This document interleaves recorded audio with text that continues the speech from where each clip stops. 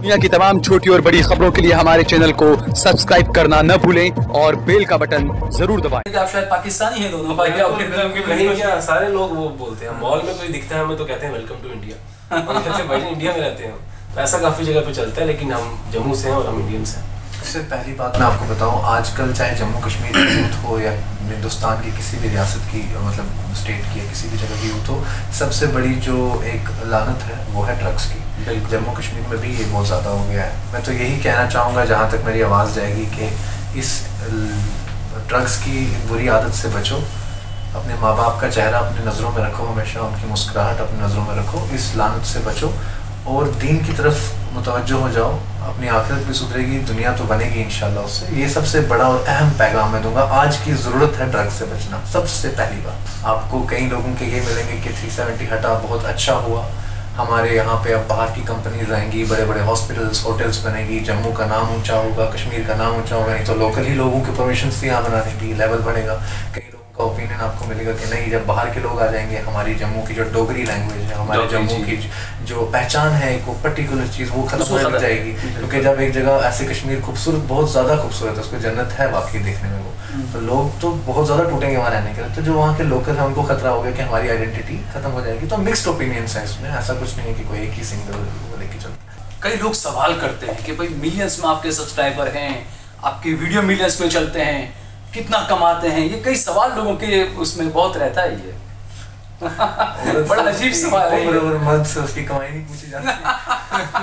तो इसका वजन भी जी, वजन भी नहीं, औरत से उम्र और वजन नहीं पूछी जाती, और मर्द से पूछेंगे तो वैसे बताएगी भी नहीं वहाँ। आप देख रहे हैं देश लाइव, देश की आवाज। इस वक्त दो शख्सियत हमारे साथ में मौजूद हैं जो किसी तारीफ की मोहताज नहीं हैं। हमारे साथ में हैं दावरदार और दानिशदार।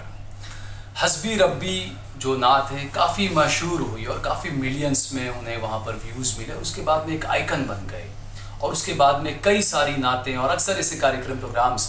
और इसके साथ में सिर्फ ये है कि सिर्फ नात ही काम नहीं है, इसके अलावा किस तरीके से मोहम्मद सल्लल्लाहु अलैहि वसल्लम की जो ज़िंदगी है, किस तरीके से यूथ को उसको लेकर मोटिवेट किया जाए, एक राह दिखाई जाए, वो काम भी हमेशा दानिश और दावर दोनों करते हैं। दोनों हमारे साथ में मौजूद हैं, अहमदाबाद के मेहमान बने हैं दोनों। सबसे पहले दानिश भाई, आपका बहुत बहुत खैर मकदम है अहमदाबाद में और हमारे चैनल देश लाइव में। आपने हमें वक्त दिया, उसके लिए भी आप दोनों का बहुत बहुत शुक्रिया। आज अहमदाबाद में सबसे पहले मैं मुख्तसर से जानना चाहूँगा कि किस कार्यक्रम को लेकर आना हुआ है। ये यूनिटी फॉर पीस एक प्रोग्राम, मेरे सीनियर हैं डॉक्टर इमरान पटेल, जो मेडिकल कॉलेज में सीनियर थे, उन्होंने मुझे कॉन्टैक्ट किया कि ऐसा ऐसा एक प्रोग्राम हो रहा है। यूजुअली मैं मेडिकली बहुत बिजी रहता हूँ, शेड्यूल ऐसा रहता है कि टाइम नहीं निकलता। बट जब इन्होंने फ़ोन किया तो मैंने इसका टाइटल भी देखा, यूनिटी फॉर पीस और यूनिटी इन इस्लाम, तो ये बहुत आज का एक अहम मुद्दा है। इसलिए मैंने सोचा कि वहाँ पे अगर मेरी भी शमूलियत हो जाए तो बहुत खुशकिस्मती रहेगी। तो वही प्लान हुआ, इंशाल्लाह उसी में हम आए हैं आज। अच्छा, दूसरा ये कि आपको, आप दोनों डॉक्टर हैं, वैसे आप MBBS कर रहे थे, शायद अब हो गया होगा पूरा आपका MBBS चल रहा है अभी। तो हम आपको बता दें कि दोनों डॉक्टर हैं, दोनों MBBS हैं और उसके अलावा ये नात वगैरह का इनका रहता है। सबसे पहले क्योंकि ये बात कही गई कि एक बच्ची ने कहीं पर नात पढ़ी थी, वो आपने सुनी और वहाँ से आपने कहा कि चलो हम भी करें, तो कहाँ से शुरुआत थोड़ा बताइए आप। माशाल्लाह, ये तो बहुत डेप्थ वाली बात आप तक कैसे पहुंची? तो हकीकत है, हकीकत है। हम लोग रमज़ान का महीना था, 2016 या 2017 की बात है, तो बहुत खूबसूरत नाम, तब पहले बॉलीवुड सॉन्ग्स वगैरह करते थे और कुछ अपने कवर सॉन्ग्स रिलीज़ करते थे, तो हमारी वहाँ फॉलोइंग थी। पर जब रमज़ान का महीना था, हस्बी रब्बी हम दोनों बैठे थे, हमें पसंद आई, हमने कहा रिकॉर्ड करते हैं माशाल्लाह। तो उसकी ऐसी बरकत, जब अल्लाह और अल्लाह के रसूल की बात हो तो बरकत ऑटोमेटिक आ जाती है। बिल्कुल ऐसी बरकत हुई कि फिर उसके बाद से बैक टू बैक नात आने लग गई, लोगों ने पसंद किया, बहुत दूर तक आवाज़ अल्लाह के करम से पहुँची। तो वहीं उसमें एक बच्ची की नात है, हस्बी रब्बी जल्ला, वहाँ से। तो आप दोनों शादी हुई या नहीं है दोनों की? नहीं, अभी नहीं, मेरी एंगेजमेंट हुई है, आपकी शादी नहीं हुई है। तो दावर, यहाँ पर ये है कि जिस तरीके से बताया कि एक लड़की का आपने देखा, उसके बाद में फिर उसका आपने नाच शुरू की, लेकिन आप दोनों भाई हैं, अक्सर भाइयों में थोड़ी थोड़ी खटपट होती रहती है, तो क्या आप में भी कभी ऐसा कुछ होता है क्या, खटपट या कुछ दोनों भाइयों में? काफ़ी अलग रिलेशन था बचपन से। ये मेरी बात से सहमत हो जाता है हमेशा, मैं इसकी बात से। हमारे अनबन हुई नहीं कभी किसी मसले में। नात को लेके भी इसने बोला, हम लोग गाने पढ़ते थे, इसने एक बार बोला कि नात पढ़ते हैं तो मैंने बोला चलो ठीक है। तो ऐसा ही हमारा रिलेशन रहा बचपन से, तो कभी ऐसा हुआ नहीं कुछ। इंस्टाग्राम ने दावर का जो अकाउंट है वो ब्लूटूथ दे दिया, तुम्हें नहीं दिया ब्लूटूथ। वो उसके पीछे भी बात चल रही है मेरी अभी। अच्छा, जल्दी हो जाएगा उसका, जल्दी हो इसमें जाएगा। भी मैं आपको एक बात बताता हूँ। अच्छा। जब ये सब ब्लूटिक की बात हो रही थी तो हमारे दोनों के अकाउंट्स के लिए अप्लाई किया था, तो वो कुछ शट डाउन कर रहे थे ब्लूटिक्स लगाना उस वक्त के लिए। तो अब हम दोनों के पास ऑप्शन था टिक लगाने का, किसी एक को लग सकता था उस वक्त के लिए, क्योंकि बहुत सी रिक्वेस्ट गई थी। उन्होंने कहा बस एक बताओ, तो मुझे पता नहीं, मैंने भी एप्लीकेशन दी थी, इसने भी एप्लीकेशन दी हुई थी, we had applied for blue tick. तो इसने उनसे कहा कि नहीं, बड़े भैया का लगा दो ब्लूटिक, अच्छा, बाद में देख लो। तो मुझे इस बारे में कोई नॉलेज नहीं है। जब ब्लूटिक लग गया, सब कुछ हो गया, मैंने कहा तेरा नहीं लगा, मेरा लगा कैसे? इसने तब भी नहीं बताया कि मैंने बोला उनको कि इनका लगाओ। अच्छा, तो फिर जब जो एजेंसी थी उनसे मैंने कांटेक्ट किया, मैंने कहा दावर का क्यों नहीं लगा? कहते मैंने दावर भाई को कहा था कि एक ही को लगेगा, उन्होंने कहा दानिश भैया को लगा। वो बड़ा बेहतरीन अच्छा है इसमें, ये दोनों छोटे बड़े भाई का बड़ा अच्छा वो रहता है।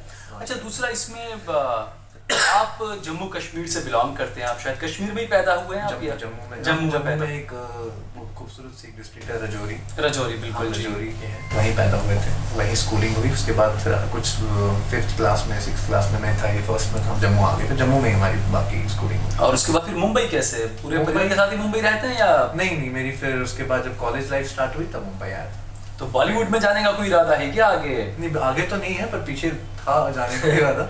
पर अब तो इंशाल्लाह दूसरा ही रास्ता है हमारा, इंशाल्लाह जरूरत नहीं है बॉलीवुड में जाने की। तो दूसरा ये कि कई लोग सवाल भी उठाते हैं कि भाई आप इतनी अच्छी नात पढ़ते हैं लेकिन आप वो म्यूजिक वगैरह और वो सब क्यों करते हैं? ये भी बहुत सी, इसमें भी काफी एनकाउंटर्स होते हैं कहीं पे। नहीं, प्रॉब्लम यही है कि हर कोई मुफ्ती बन जाता है, ये सबसे बड़ा वो है। पर किसी हद तक सही भी कहते हैं, पर हम जिस हिसाब से यूज करते हैं वोकल वॉइसेस, वो भी काफी मुफ्ती को मैं मतलब कंसल्ट करके हमने किया था यूज। 1-2 में हमने म्यूजिक डाला भी था, तो वो कवाली टाइप का जैसे होता है उसमें किया था। इस पे हम वर्कआउट कर रहे हैं इंशाल्लाह ताला, इसको प्रॉपर उस हिसाब से जो दीनी एतबार से भी एक्सेप्टेबल हो वैसे ही प्रोडक्ट्स इंशाल्लाह आगे हम करेंगे।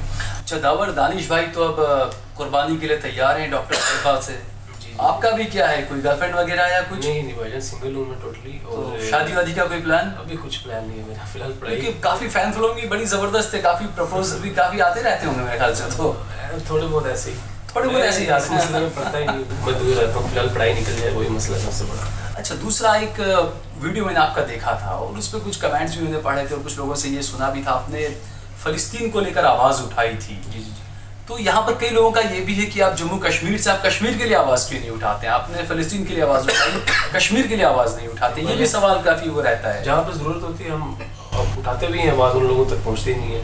और पैदा हम कश्मीर में नहीं हुए, जम्मू में हुए हैं। ये काफ़ी लोगों को लगता है कि कश्मीर में पैदा हुए, कश्मीर में रहते हैं। लेकिन कई लोग तो आपको समझते हैं कि आप शायद पाकिस्तानी हैं दोनों भाई। नहीं, क्या सारे लोग वो बोलते हैं, मॉल में कोई दिखता है हमें तो कहते हैं वेलकम टू इंडिया। हम कहते हैं भाई इंडिया में रहते हैं। तो ऐसा काफ़ी जगह पे चलता है, लेकिन हम जम्मू से हैं और हम इंडियंस हैं। अच्छा, आप जम्मू से हैं, आप इंडियन से, लेकिन ये थोड़ा सा क्योंकि आप पॉलिटिकली भी थोड़ा आप लोगों का मैं देखता हूँ वो, तो जिस तरीके से जम्मू कश्मीर के जो मौजूदा हालात है, तो वहाँ के यूथ को आप किस तरीके से क्या मैसेज देना चाहते हैं, क्या कहेंगे वहाँ के यूथ के लिए? सबसे पहली बात मैं आपको बताऊँ, आजकल चाहे जम्मू कश्मीर की यूथ हो या हिंदुस्तान की किसी भी रियासत की, मतलब स्टेट की या किसी भी जगह की यूथ हो, सबसे बड़ी जो एक लानत है वो है ड्रग्स की। जम्मू कश्मीर में भी ये बहुत ज़्यादा हो गया है। मैं तो यही कहना चाहूँगा, जहाँ तक मेरी आवाज़ जाएगी, कि इस ड्रग्स की बुरी आदत से बचो। अपने माँ बाप का चेहरा अपनी नज़रों में रखो, हमेशा उनकी मुस्कुराहट अपनी नज़रों में रखो, इस लानत से बचो और दीन की तरफ मुतवज्जो हो जाओ। अपनी आखिरत भी सुधरेगी, दुनिया तो बनेगी इंशाल्लाह उससे। ये सबसे बड़ा और अहम पैगाम मैं दूंगा। आज की ज़रूरत है ड्रग्स से बचना, सबसे पहली बात। बिल्कुल, क्योंकि हर जगह पर ये हाल है। यूथ जो नौजवान तबका जो है वो बड़ा मुलविस हो रहा है। हज़ारों लाखों लोग रोज़ जो नौजवान अपनी जान से हाथ धो बैठते हैं ड्रग्स की वजह से, ओवरडोज हो जाती है। कभी कोई किसी को, मतलब इससे एक दूसरे का मतलब दुश्मनदारी भी अपने कत्ल हो रहे हैं, कत्ल भी हो रहे हैं, सारा ओवरडोज दे दो किसी को, शक में नहीं। इसलिए बहुत वो चीज़ है जिससे बचने की आज की। तो कश्मीर में भी है ये मामला, हर जगह कोई जगह इससे बची नहीं है, हर जगह हर कोने में ये चीज़ है। इससे बचना बहुत ज़रूरी है। अगर नौजवान ही चौकन्ने हो जाए और इस चीज़ से एक स्टैंड लेके सब रोकना है तो इंशाल्लाह रुक भी सकती है ये चीज़। अच्छा, दूसरा जैसे ये अच्छी बात आपने की ड्रग्स, क्योंकि मैं भी हमेशा इस मुद्दे को अक्सर उठाता रहता हूँ नोटिस वगैरह में। दूसरा ये कि जब 370 जम्मू कश्मीर से हटी तो उसके बाद वहाँ का यूथ क्या सोचता है? आप भी जम्मू कश्मीर से आपका ताल्लुक रहा है, आपका आबा अजदा वहाँ के रहे हैं, आप क्या सोचते हैं 370 हटने के बाद अब क्या वहाँ के हालात हैं? वहाँ का यूथ पर क्या असर है उसका? मेरा तो अभी मैंने अपने पॉलिटिकली भी मैं थोड़ा एक्टिव अभी हुआ हूँ। आपने बहुत ही स्ट्रॉन्ग क्वेश्चन मेरे से पूछा है, तो मैं आपको क्योंकि यूथ है आप आइकन आपको बताता हूँ। इसमें आपको मिक्स्ड ओपिनियंस मिलेंगे। आपको कई लोगों के ये मिलेंगे कि 370 हटा बहुत अच्छा हुआ, हमारे यहाँ पे अब बाहर की कंपनीज आएंगी, बड़े बड़े हॉस्पिटल्स होटल्स बनेगी, जम्मू का नाम ऊंचा होगा, कश्मीर का नाम ऊंचा होगा, नहीं तो लोकल ही लोगों के परमिशन से यहाँ बनाने की लेवल बढ़ेगा। कई लोगों का ओपिनियन आपको मिलेगा कि नहीं, जब बाहर के लोग आ जाएंगे, हमारी जम्मू की जो डोगरी लैंग्वेज है, हमारे जम्मू की जो पहचान है, एक वो पर्टिकुलर चीज़ वो खत्म हो जाएगी। क्योंकि जब एक जगह ऐसे कश्मीर खूबसूरत, बहुत ज़्यादा खूबसूरत है, उसको जन्नत है वाकई देखने में वो, तो लोग तो बहुत ज़्यादा टूटेंगे वहाँ रहने के लिए। तो जो वहाँ के लोकल है उनको खतरा हो गया कि हमारी आइडेंटिटी खत्म हो जाएगी। तो मिक्स्ड ओपिनियंस है इसमें, ऐसा कुछ नहीं है कि कोई एक ही सिंगल वो लेके चलता। दावर कभी कश्मीर जाना वाना होता भी है या क्या, या सिर्फ मुंबई में सब कुछ रहता है? कश्मीर भाईजान हुआ है हमारा जाना, लेकिन काफ़ी पहले, मतलब बचपन में 2-3 बार चक्कर लगा। उसके बाद मौका नहीं मिला, फिर पढ़ाई को लेके बिजी हो गए, फिर मुंबई आ गए। हर बार प्लान करते हैं जाएंगे, फिर एग्जाम्स आ जाते हैं तो बस पोस्टपोन होते रहते हैं। तो आपका फ्यूचर गोल क्या है आगे, क्या सोचा है कि क्या करना है? फ्यूचर गोल है पहले तो इंशाल्लाह ये मेरी जो MBBS है ये ख़त्म हो जाए, डिग्री मिल जाए इंशाल्लाह। इसके बाद देखते हैं इंशाल्लाह अपने दिन को आगे रख के जो भी होगा। अच्छा, दूसरा मुझे ये जानना था कि मैं थोड़ा पॉलिटिकली भी बात कर रहा हूँ, क्योंकि आप पॉलिटिकली थोड़े एक्टिव भी हो रहे हो। मैं इसलिए भी कह रहा हूँ क्योंकि देखिए, मैं इस बात को मानता हूँ कि अगर आप नौजवान आइकन हैं, अगर आप, तो आपको हर तरह से बात करनी चाहिए। आप सिर्फ दीन में अगर रहेंगे तो भी नहीं चल सकते आज के दौर में, आपको हर चीज़ को बिल्कुल बैलेंस करके चलना है। आज ही एक खबर आई कि शाह गिलानी के बेटे को जो सरकारी उनका जो पद था या नौकरी था, उनको निकाल दिया गया। जी, मुझे अभी ये आज की न्यूज़ आप बता रहे हैं। जी आई एम सॉरी, मैं आज प्रोग्राम नहीं, अगर निकाला है तो आप क्या? अच्छा, आप ये एक सिचुएशन क्रिएट कर रहे हैं? नहीं, ये है ऑलरेडी निकाला है उनको, ये खबर है।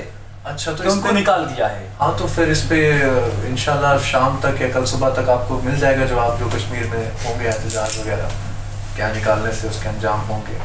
कश्मीर में तो एक उनकी यूनिटी माशाल्लाह बहुत अच्छी है कि एक कॉल पे एक भी बंदा बाहर नहीं आता। जब बंद मतलब गली के कोने की दुकान भी बंद रहती है, तो अगर ये नागवार है तो फिर कल इसका अंजाम भी देखेंगे। अच्छा, दूसरा, कई लोग सवाल करते हैं कि भाई मिलियंस में आपके सब्सक्राइबर हैं, आपके वीडियो मिलियंस में चलते हैं, कितना कमाते हैं? ये कई सवाल लोगों के उसमें बहुत रहता है। ये बड़ा अजीब सवाल है। और मर्द से उसकी कमाई नहीं पूछी जाती। तो इसका वजन भी जी, वजन भी नहीं, औरत से उम्र और वजन नहीं पूछी जाती, और मर्द से कमाई पूछेंगे तो वैसे बताएगी भी नहीं वहाँ कभी ये चीज़। अच्छा, आखिर ये कि आप अहमदाबाद के दौरे पर हैं, अहमदाबाद में आपका प्रोग्राम है टाइगर हॉल में, यहाँ के यूथ को, यहाँ के लोगों को आप क्या मैसेज देना चाहेंगे? यही मैसेज देंगे कि जिस टॉपिक को लेके आज हमने ये प्रोग्राम रखा है, जो नसीर भाई ने प्रोग्राम रखा है, unity for Islam, unity for piece, इसको ये बहुत अहम मुद्दा है। आज के दौर में हम इतने टूट चुके हैं कि टुकड़े जब किसी चीज़ के होते हैं वो कमज़ोर हो जाती है। तो यूनिटी का मतलब ही है स्ट्रेंथ। तो स्ट्रेंथ हमें बनना है, एक दूसरे की यूनिटी में रहना है, और इंशाल्लाह इस एक टॉपिक को सिर्फ टॉपिक की नज़र से ना देखा जाए, इस पर अमल भी किया जाए। और यूनिटी यहाँ अहमदाबाद में इस वक्त प्रोग्राम का जो मेन थीम है यूनिटी, इसको मतलब अपनी नज़र में रख के आगे चला जाए हर हिसाब से। बस यही मेन चीज़ है आज के लिए। बहुत बहुत शुक्रिया दानिश और आप दोनों का, आपने हमें वक्त दिया। तो जिस तरीके से दोस्तों मैंने शुरुआत में जो बातें कही कि सिर्फ नेम फेम और तमाम चीज़ें नहीं हैं, आप जिस भी ओहदे पर या जहाँ पर भी आप हैं, तो दीन का जो काम होता है, दावत का काम होता है, वो हर मुसलमान की बड़ी जिम्मेदारी है। इस पर जो है वो हमें ध्यान देना चाहिए। दानिश और दावर भी जो काम कर रहे हैं, नेम फेम के साथ में ये काम भी कर रहे हैं कि युवाओं को, यूथ को, नौजवानों को ये भी बता रहे हैं कि आपके सही राह कौन सी है आपके लिए। और ड्रग्स वगैरह जो सबसे बड़ा चैलेंज इस वक्त जो है वो बन रहा है हमारे मुल्क के सामने, उस मुद्दे पर भी इन दोनों ने बात की। आप दोनों का बहुत बहुत शुक्रिया।